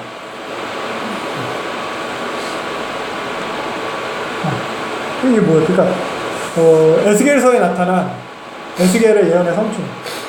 에스겔서에 보면은 뭐 심판을 통해서든 구원을 통해서든 결국 그들이 내가 여호와인 줄 알리라. 이방인들조차도 그들이 내가 여호와인 줄 알리라. 이걸 갖다 후렴구처럼 에스겔에서 반복하고 있거든요. 이거 아브라함 언약이죠. 아브라함, 너의 후손을 통해서 모든 민족이 복을 받는 것. 이스라엘의 멸망, 아브라함의 후손 이스라엘 유다인들의 멸망을 통해서 이방인들이 하나님을 알게 됩니다. 그러니까 이것도 보면 언약의 그 목적, 그걸 이루시는 하나님의 열심입니다.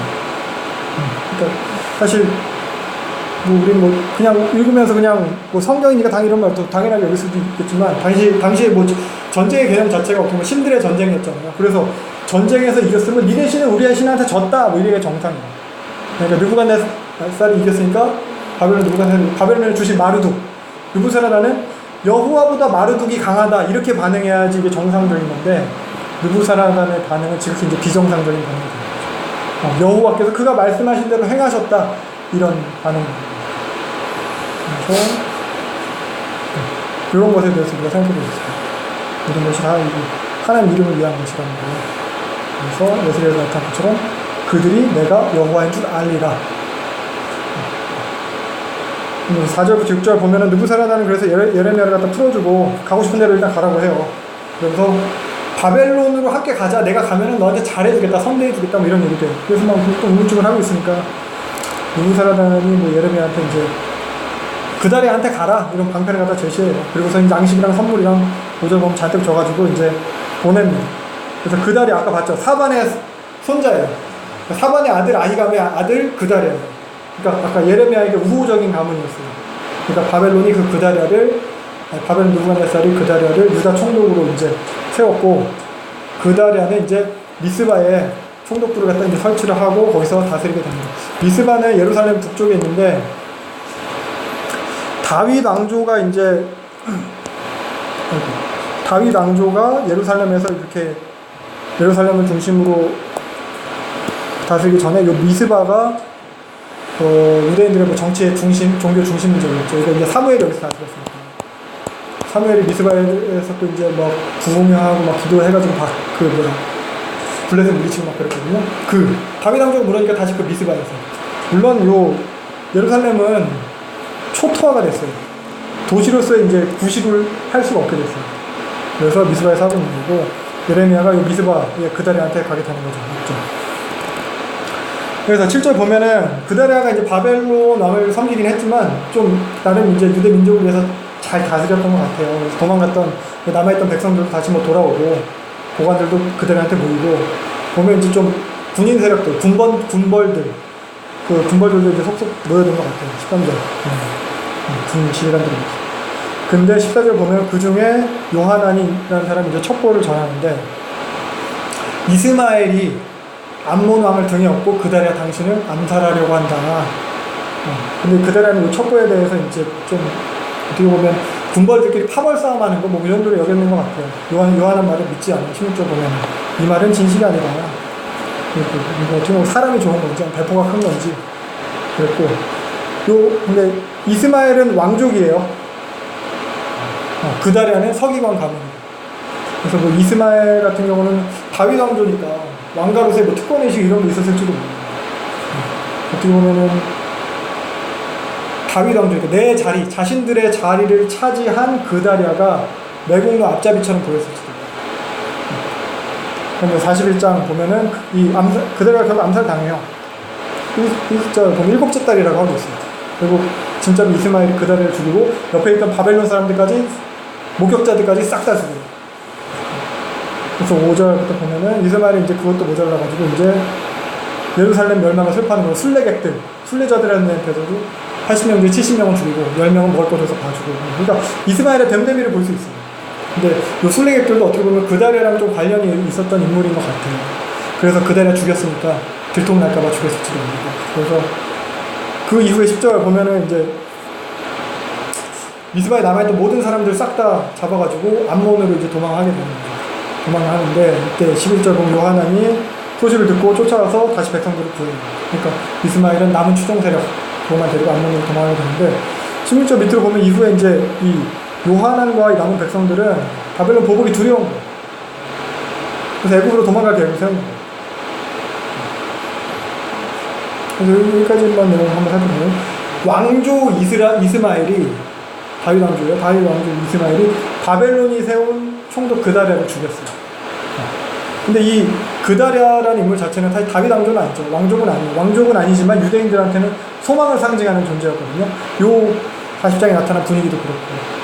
그리고 이 그다랴가 여기 보면 몇 월에 죽어요? 7월이죠. 7째 달이죠. 그래서 7째 달을 포로 기간 동안에 금식하는 달로 정해요. 그래서 금식하는 달이 5월이랑 7월이에요. 5월 달에 예루살렘 성전이 무너졌어요. 성전이 무너져서 금식을 해요. 7월 달에 그다랴가 죽었어요. 그러니까 어떻게 보면 성전과 동급인 거죠, 그다랴가. 그 정도 돼요. 그러니까 소망을 상징하는 거예요. 근데 보면 이스마엘은 어때요? 다윗 왕조. 다윗에 개보이면서 소망을 망치는 사람이 있는가 하면 다윗과 상관없이 소망을 이루어가는 사람이 있죠. 그래서 모르겠어요. 우리 주변에 뭐 기득권을 그렇게 당연히 여기는 그런 특권의식에 있으면서 이만 망치고 다니는 사람이 있는지 여기서도 그것이 비교가 되고 있어요. 그다랴와 이스마엘이. 그리고 넘어가서 42장 보면 이제 애국으로 이제 망명하는 백성들에 대해서 이야기하고 있어요. 상황이 뭐 이렇게 돌아가니까 남은 사람들이 이제 예레미야 찾아오는 거죠. 높은 사람부터 모든 백성이 낮은 사람까지 예레미야 찾아와서 기도해달라고 합니다. 그래서 5절부터 6절 보면은 하나님 말씀하시는 대로 다 듣겠다고 예레미야 말 다 따르겠다고 이번에 그래요. 그 말이 좋든지 안 좋든지를 막론하고 다 순종하겠다고 그렇게 얘기를 했는데 7절부터 보면 이제 열흘 후에 예레미야는 기도를 했고 열흘 후에 하나님께서 이제 응답을 하셔가지고 예레미야가 백성들 싹 다 불러가지고 하나님 말씀 정하는 거죠. 그래서 그 전한 내용 결국 여기에 그냥 눌러 살으라는 거예요. 바벨론 겁내지 말라는 거예요. 내가 너희를 갖다가 그들 손에서 이제 구원해내겠다. 애굽으로 가지 말라는 거예요. 애굽으로 가면은 칼과 기근과 전염 때문에 죽을 거다. 18절 다시는 이 땅 못 볼 거다니는 치욕거리가 될 거다. 이렇게 얘기를 했어요. 근데 이미 백성들의 마음은 애굽으로 기우가 있었어요. 답을 정해놓고 예레미야한테 들으려고 했던 거예요. 그런 거 이제 예레미야 눈치채고 이제 19절부터는 이제 예레미야가 이제 경고하는 거예요. 백성들한테. 그래서 애굽으로 가지 말라고 내가 분명히 말했다. 예레미야 얘기하는 거. 하나님의 말씀대로 한다고 해놓고 니네 속으로 그렇게 딴 계산하는 거 니네 스스로를 니네가 속인 거다. 20절 그렇게 얘기하면서 니네 그런 식으로 순종하지 않으면 22절 분명히 죽는다. 예레미야가 마지막으로 경고를 했어요. 그랬더니 43장 보면은 1절부터 7절 결국 예레미야를 안 듣죠. 믿지 않았어요. 하나님이 그렇게 말한 적 없다. 막 이렇게 얘기를 해버려요. 그러면서 바룩이 부추겨서 예레미야 너 부추겨가지고 우리 바빌론한테 다 잡아 죽게 만들기 위해 붙잡아가게 만들기 위해서 그렇게 한 거다. 그러면서 여기 보면 모든 백성이 순종하지 않았다. 이렇게 표현되어 있어요. 그러니까 아까 기도 부탁할 때는 막 순종하겠다고 순종을 다짐했는데 그리고 근본적으로 이 사람들 마음에는 순종에 대한 마음보다는 자신의 평안과 안전에 대한 마음밖에 없었어요, 사실. 그러니까 기도했을 때 기도의 응답이 이 평안과 안전에 대한 것을 뭐 이렇게 뒷받침해주는 그걸 기대. 그러니까 평안과 안전에 부합하지 않으니까 그 어떤 하나님 말씀 다 거짓이라고 하는 거예요. 그래서 남은 요 돌아온 유다 사람들이 예레미야랑 바룩까지 다 잡아가지고 애굽으로 끌고 갑니다. 모세는 백성들을 이끌고 애굽에서 나왔는데 예레미야는 백성들한테 끌려서 애굽으로 들어갔어요. 백성들이 사실 이런 반응을 보인 데는 이제 두려움이 가장 큰 이유죠. 두려움이. 그러니까 이스마엘은 테러를 했고 바벨론의 보복이 두렵고. 근데 사실 더 근본적인 이유는 하나님 말씀을 신뢰하지 않는 거예요. 하나님을 신뢰하지 않는 거예요. 그래서 이렇게 믿음으로 사는 것을 갖다 거절하는 거죠. 그러니까 요하난과 백성들은 예레미야한테 기도 부탁을 했어요. 기도 부탁을 할 정도로 예레미야의 그 영향력, 예레미야를 갖다 영향력 있는 자를 여긴 거거든요. 근데 그렇지만 이제 하나님 말씀을 그만큼 이제 따를 만큼 하나님을 신뢰하지는 않았어요. 그냥 자신의 욕심을 뒷받침해줄 근거를 마련하기 위해서 그 영향력을 이용하려고 한 거죠. 그래서 결국 이집트를 선택하는 거예요. 이집트로 내려가는 거예요. 예레미야한테 물어봤는데도 예레미야가 그렇게 반대한 이집트로 가는 거예요. 사실 이집트는 이스라엘 역사에 있어서 계속해서 사실 그런 존재였어요. 아브라함도 기근을 만나면 애굽이거든요. 사실 야곱도 그랬죠. 물론 하나님 섭리함이 있었지만 이집트에서 출애굽 당시 광야에서도 보면은 백성들은 끊임없이 애굽으로 돌아가겠다고 애굽에는 뭐 수박이 있었다, 부추가 있었다 뭐 이러면서 왜? 거기에서 노예 생활을 했지만 적어도 신변은 안전했어요. 먹고 살 수 있었어요. 앞날은 예측 가능한 것이었어요. 내일 가서 벽돌 만들면 됐고 먹을 거 먹고 살면 됐고. 근데 현실에 하나님 따르는 삶은 모호하다는 거죠. 이집트의 삶은 그래도 명료했는데 노예인 건 사실이지만 안정감이 있었는데 하나님을 따르는 삶은 뭔가 확신할 수 없어요. 그러니까 하나님 믿지 않으니까 확신할 수 없는 거죠.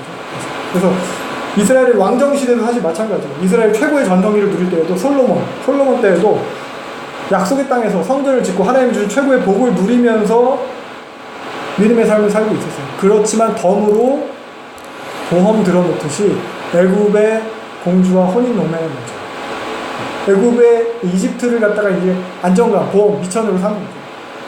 결국 이집트로 시작된 그런 안정감에 대한 추구는 여러 나라들과 다 혼인 농맹을 맺게 되고 결국 그래서 곳곳에 산당이 생기게 되죠. 솔로몬이 타락하게 되는 거죠. 지금 예레미야 사람도 마찬가지예요. 586년 예루살렘은 막 폐허로 변해버렸어요. 성전도 불타서 사라졌어요. 다윗 왕조는 없어졌어요. 그러니까 어떻게 보면 이 사람들이 믿었던 게 다 깨졌어요. 그러니까 믿음으로 살기에는 어떻게 보면 최악의 상황이에요. 그동안 믿었던 게 다 무너졌으니까. 게다가 이제는 그달리아마저도 나름 소망으로 생각했는데 그달리아마저도 살해당했고 그러다 보니까 바벨론에 대해서도 확신할 수 없게 됐어요. 이때 예레미야가 두려워하지 마라. 하나님 믿고 서로 믿음의 삶을 시작해라. 라고 하는데 모호하잖아요. 확실한 게 없잖아요. 불확실성을 선택할 수 없는 거예요. 그래서 예측 가능한 이집트를 선택하는 거죠. 눈에 보이지 않는 하나님을 의지할 때 따르는 그런 위험을 감수하고 싶지 않아요. 지금 우리도 삶 가운데 그럴 수 있어요. 하나님을 믿는다는 그 믿음으로 사는 힘겨운 수고, 아까 말한 그런 것들을 갖다 감수하고 싶지 않은 거죠. 오히려 이집트에서 우리를 기다리고 있다고 생각하는 그런 편안한 인생, 명료한 것, 좀 쉬운 길, 그걸 찾고 있는 거예요. 그래서 결국 원하는 것은 안정감이었어요. 하나님 말씀이 아니에요. 경제적인 안정. 사실 우리도 많은 그런 선택의 순간에서 믿음을 선택하는 대신 이집트를 선택하는 경우가 많은 것 같아요. 하나님의 말씀이 있는데도 그게 맞는지 알면서도 안 해요. 안 해요. 어떻게 보면 시드기야처럼 하나님의 말씀인 줄 알고 찾아가요. 들어요. 알면서도 안 해요. 아니면 또 여기 나온 요한안처럼 이미 답은 정해놨어. 이거야. 해놓고 이것에 대한 신앙적 정당성을 확인하고 싶으니까 하나님한테 기도해요. 그러면서 이제 결국 자신의 결정을 신앙으로 치장하고 하나님의 뜻이라는 말로 덧칠 하고 이게 신앙생활을 하는 거죠. 그래서 뭐 그런 경험도 혹시 있는지 모르겠어요. 하나님 뜻이면 순종해야지, 믿어야지 뭐 이렇게 해놓고도 정작 내 뜻에 부합되지 않는 그런 걸 갖다가 받게 되면은 의심하고, 아 이거 진짜 맞나? 순종하지 않고 하나님 말씀 아니라고 오히려 막 화도 내요. 화도 내고 외면하고 무시하고 잘못 들은 거라고 하고 다른 근거들 막 찾아다니고 막 합리화시키지. 성경에서도 막 다른 구절 막 찾고 막 이렇게 좁은 문제가 많이 있습니다. 여기 좁은 문제가 흔드는 게 흔들리잖아요. 편안한 거를 좋아하게 만들었으면서 그거를 하지 말라고 하니까 사람들이 더 구원받기가 힘든데 하나님 입장에서 많은 사람들이 믿는 거잖아요. 하나님 입장에서 많은 사람의 믿음 왜 좋을까요? 이거 다음 시간에 같이 생각해 보려고 해요. 교회가 부흥하면 왜 좋을까요? 교회는 왜 망하면 안 될까요? 하나님 교제하려고 만드신 건데. 정광훈 목사 같은 그런 사람들이 가득 찬 교회가 많으면 하나님 좋아하실까요? 예를 들면 걔는 왜 어디서 하나만 한 번씩 터뜨려가지고. 그다음에 이제 약간 좀 정치적인 색깔이 많이 띄고 있어요. 아니 그 정신적인 것도 아니고 저는 그렇지 여성들도 그것도 그렇고. 아무튼 그참 불때리는 거죠. 그래서 우리가 생각해보면 그러면 진짜 그게 진짜 좁은 문인가? 그게 진짜 좁은 길이고 그게 진짜 어려운 건가? 믿음의 삶을 사는, 하나님 믿는 삶을 사는 게 그렇게 진짜 모호한 거고 명료성이 없고 우리는 불안 속에서 진짜 이렇게 살아야 되는 건가? 외부적인 걸 생각하면 그래요. 근데 그런 하나님에 대한 명료성은 우리 내면으로부터 개발되는 거거든요. 외부적인 것으로 탁탁탁 정해져서 이것 봐 이렇게 강요되는 게 아니고 믿음의 명료성은 사실 인격적인 거예요. 하나님과 관계에서. 기계적으로 제도돼가지고 딱 주어지는 게 아니고 공식이 아니에요. 다른 사람이 이렇게 해서 이걸 따라하면 된다 뭐 이것도 아니에요. 그래서 결국 어떻게 보면 개인적일 수 있는데 말씀에 대한 순종으로 체험할 수 있어요. 그러니까 예레미야 같은 경우 이런 그런 예레미야 삶에 이런 하나님에 대한 명료성, 명확성이 충분히 채워져 있는 거예요. 예레미야. 삶 가운데 하나님을 깊이 경험하면서 그러니까 그 믿음의 모험을 많이 했잖아요. 예레미야. 그 가운데서 하나님을 경험하고 물론 상황은 계속 절망과 혼돈이에요. 근데 그런 상황에서 물론 예레미야도 낙심도 해요. 의심에 빠지기도 해요. 근데 그런 고뇌가 그런 소명에 대한 헌신의 걸림돌이 되진 않아요. 하나님이랑 논쟁도 해요. 하나님한테 막 따지기도 하고 근데 하나님은 버리진 않아요. 오히려 그 하나님에 대해서 확신을 하게 돼요. 예레미야는 결국 상황 가지고 계산하지 않았어요. 그냥 아침마다 새로운 그 하나님의 은혜를 바라보는 거죠. 그게 이제 몸에 배는 거예요. 아침마다 새로운 그 하나님이 예레미야한테 가장 명료한 거였어요. 애국에 가면 안전하다. 이것보다 더 명료한 건 그 하나님이었어요. 그러니까 어떻게 보면 보이지도 않아요. 뭐 하나님 우리가 통제할 수도 없어요. 우리가 딱 공식도 아니에요. 예측할 수도 없어요. 근데 그러한 그 하나님의 근거해서 사는 모호해 보일 수 있는 그러한 삶이 가장 명료하다는 거예요. 물론 예레미야가 그렇다고 해서 그 하나님에 대해서 확신했다고 해서 자신에 대해서도 항상 확신했던 건 아니에요. 자신은 우리 인간은 연약하거든요. 하나님은 확실하잖아요. 그리고 또 그 둘러싼 상황 자체가 확실해지는 것도 아니에요. 세상은 계속 뒤죽박죽인 채로 있을 거예요. 앞으로도 계속 그럴 거예요. 예레미야 3장. 근데 우리가 이제 선택을 하는 거죠. 외적인 그런 명확한 확실한 그런 걸 선택할 것인가, 우리 외적인 그런 명료성을 선택할 것인가. 외적인 것은 결국 하나님과 인격적인 관계에 의해서 형성이 돼요. 외적으로 보기엔 되게 모호하죠. 그게 뭐야, 증거도 없고 보이지도 않고. 근데 이게 가장 명료한 거예요. 사실 절대적인 건 하나님밖에 없어요. 세상은 다 변하고 나조차도 명료하지 않아요. 확신할 수 없어요. 우리가 이렇게 성경을 보고 하지만 내일 당장 우리가 뭐 성경 볼지 안 볼지 어떻게 확신할 수 있겠어요? 제가 내일 당장 우리가 이 모임을 갖다가 뭐 다음 주에 모인다고 하지만 뭐 처음 시작할 때 어땠어요? 우리 계속 하겠다고 했지만 확신할 수 없어요. 우리는 그렇고 우리 자신조차도 우리가 확신할 수 없어요. 그렇다고 우리가 이제 다른 어떤 명료한 것을 외적인 것을 찾는 것인가, 그게 아니고 하나님을 의지한다는 거죠. 하나님을 기도한다는 거예요. 가장 명료한 거. 그래서 오늘 나타난 인물들이, 오늘 본 그 대표적인 인물들을 통해서 그런 걸 생각할 수 있어요. 하나님을 하나님을 의지하고 뭐 그런 것들, 근데 뭐 또 결국 우리는 이제 시드기야 먼저 생각해. 시드기야, 여호야김, 요하난 이런 사람도 있었잖아요. 반면에 레갑 사람들, 그리고 예레미야 이런 사람도 있었어요. 근데 아까 말했던 이 모든 사람들이 다 하나님 앞에서 종교성을 가진 사람이고 신앙적인 행동을 한 사람이었어요. 근데 시드기야, 여호야김, 요하난, 시드기야 뭐 하나님한테 계속 물어보죠. 뭐 의회 해방도 하고 뭐 하고 기도 부탁도 하고. 여호야김 금식을 선포했어요. 금식. 요하난도 예레미야한테 물어요. 근데 이런 종교적인 행동을 다 했다고 해서 이 사람들이 다 하나님에 대해 믿음이 있었던 건 아니거든요. 도리어 아까 말했듯이 별로 신앙적으로 보이지 않았던 에벤멜렉은 특별히 뭐 종교적인 행위를 하지 않았어요. 근데 그에 대해서 하나님이 믿음으로 인해서 구원을 해줄 거다.